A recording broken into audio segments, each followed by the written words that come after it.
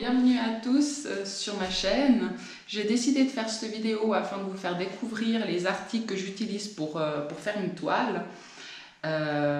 Vu que j'ai eu plusieurs demandes de ce que j'utilisais pour faire telle ou telle chose.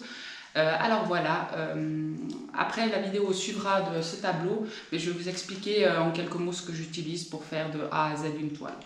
Donc ça je mets avant mon fond blanc, en fait c'est pour faire du modeling paste, et puis là c'est une pâte à relief en fait, qu'on trouve aussi n'importe où dans tous les tweets. Donc voilà, il y en a diverses sortes, il y en a avec du sable, ou bien vous pouvez les faire vous-même. Moi j'ai pas encore testé avec de la maïzena, et puis de la peinture blanche et de la colle, ce que j'avais entendu, j'ai jamais encore essayé, mais ce sera à l'occasion à tester une fois. Alors pour commencer, j'utilise ce genre de pinceau, les spalternes, pour faire le fond. Ce que je vous filme en général pas au début d'une toile, c'est que je fais en général toujours un fond blanc. Et je mets toujours quelques coups de spray blanc pour pouvoir mieux la lisser, parce que sinon c'est toujours compliqué de tirer la peinture blanche sans spray. C'est beaucoup plus facile. Et après je mets les couleurs afin de pouvoir mieux mélanger. Alors j'utilise ça, je fais le fond, donc en blanc. Après j'ai mis quelques petites touches de couleurs que j'ai tirées avec, en gros avec un plus petit pinceau.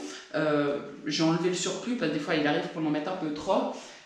Et après j'ai lissé, donc j'ai rincé mon pinceau et je suis partie avec d'autres où j'ai lissé la peinture et puis pour bien tirer un petit peu les couleurs, que ça fasse un dégradé. Donc ça c'est pour le début. La plupart du temps, pas sur tous les tableaux, mais j'utilise souvent du plastique ou du papier journal pour faire ce genre de petites choses sur le tableau en fait. Mais il faut que le tableau soit bien humide, hein, pas qu'il ait tout le temps de sécher, parce que du coup sinon ça va rien donner.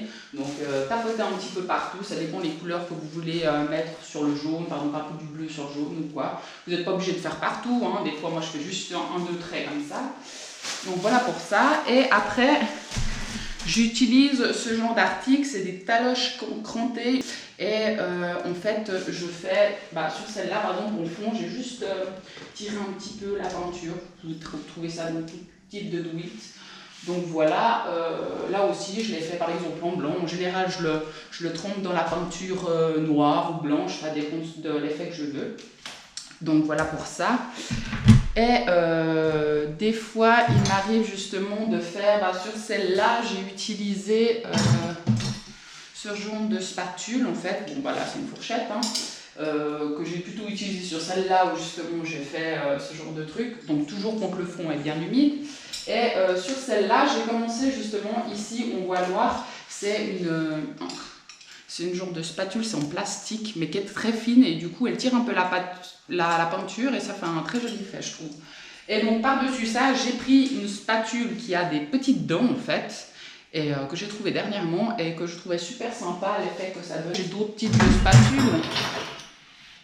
J'ai justement celle qui est plutôt carrée, que j'utilise pour faire ce genre de petits effets où elles sont là, ici en fait. Des petits effets noirs comme ça, où je tire un peu plus. Ça peut être sympa sur un fond. Moi, je ne fais pas spécialement sur les fonds. En général, je trempe dans la peinture, et puis je fais ces petites touches blanches ou bien noires. Et puis donc ça, c'est justement les spatules que j'utilise. J'en ai une toute petite, mais c'est plutôt pour les toutes petites toiles. Et puis ces temps, je suis plutôt dans les modèles plus grands. Et du coup, j'utilise ces deux types. Sur celle-là, j'ai plutôt pris la moyenne, justement, que j'ai, justement, je mets les petites touches de peinture, puis après je les tire en fonction de comment je veux. Et surtout, ce que j'ai fait pour avoir un effet plutôt ligné, c'est qu'en fait, j'ai fait un trait au crayon, qu'on ne voit plus, hein, parce que c'est tout dessous, mais un trait au crayon de savoir, pour que ce soit plutôt droit, parce que du coup, on a des fois tendance à partir un peu dans tous les sens. Donc, voilà pour ça. Après, j'utilise d'autres types d'articles. Celle-là, c'est des bêtes assiettes pour les enfants en plastique, en fait. J'ai pas fait ça sur celle-là, mais de temps en temps, j'utilise ce type d'article pour faire un cercle. Au moins, il est bien fini avec... soit vous le sprayez, vous sprayez l'entourage, ou bien avec un petit pinceau fin. Donc voilà, et sinon... J'utilise aussi ce type d'article.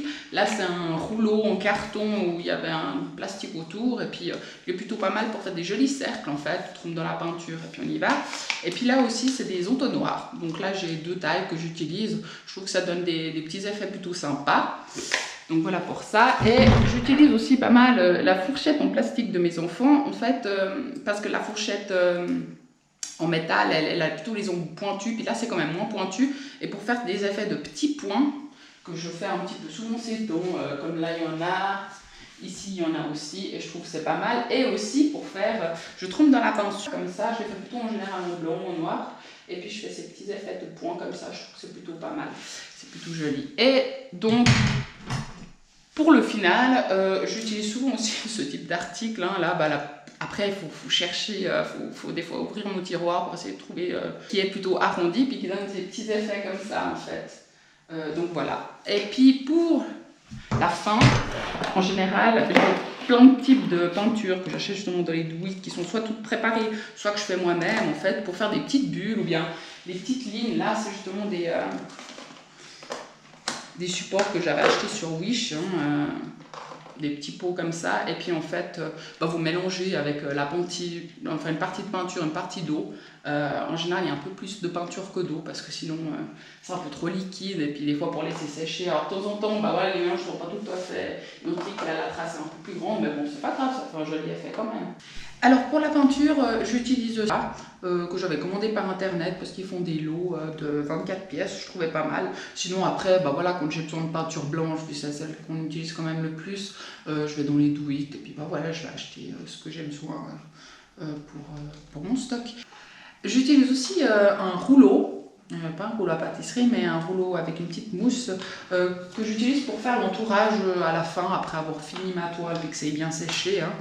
Donc en fait je fais en fonction de la couleur de ma toile. En général j'essaie de prendre celle qui est la plus foncée. Par exemple ici je pourrais choisir le violet ou bien du noir. Je mets beaucoup de noir, je trouve que ça donne un effet plutôt sympathique. Ça fait vraiment sortir la toile. Donc il y a quelques touches de noir toujours un petit peu au centre, je trouve que c'est très joli. Après pour accélérer, parce que suivant les couleurs, par exemple si vous avez fait un entourage blanc, il y a des fois où il faut mettre plusieurs couches en fait pour que ça soit vraiment pas transparent, quoi, pour qu'on ne voie pas tout ce qui a débordé dans les bords. Donc c'est pour ça que les couleurs foncées c'est quand même pas mal, le noir, le bleu foncé ou bien le violet foncé, ça remplit vraiment bien, il n'y a pas beaucoup besoin de couches. Et donc à la fin je laisse, moi j'utilise de la peinture acrylique, hein. À la fin j'utilise toujours un vernis. Au début j'ai essayé plutôt les vernis en pulvérisation. J'ai l'impression qu'on perd beaucoup de matière, en plus c'est pas très bon pour l'environnement, la santé, tout ça. Donc je trouvais plutôt... je suis restée un moment avec ces sprays, et puis au bout d'un moment j'ai essayé de chercher ce que je pouvais trouver en vernis à appliquer au pinceau, et en fait je suis tombée sur ça. Je trouvais ça aussi un peu partout chez vous, d'où vous venez, et donc je prends toujours un vernis plutôt brillant, et donc je mets une couche, mais on pourrait mettre peut-être une seconde couche parce qu'on voit qu'il y a des endroits qui sont brillants, d'autres pas, mais je trouve beaucoup mieux parce qu'il y a moins de gaspillage, et puis on arrive plutôt bien à l'étaler quand même, et puis ça sèche vraiment rapidement. Tandis que la pulvérisation, vous devez vous mettre en extérieur, une pièce bien aérée, donc ça pue, et puis on en met partout, quoi. Donc voilà, je trouve beaucoup plus simple.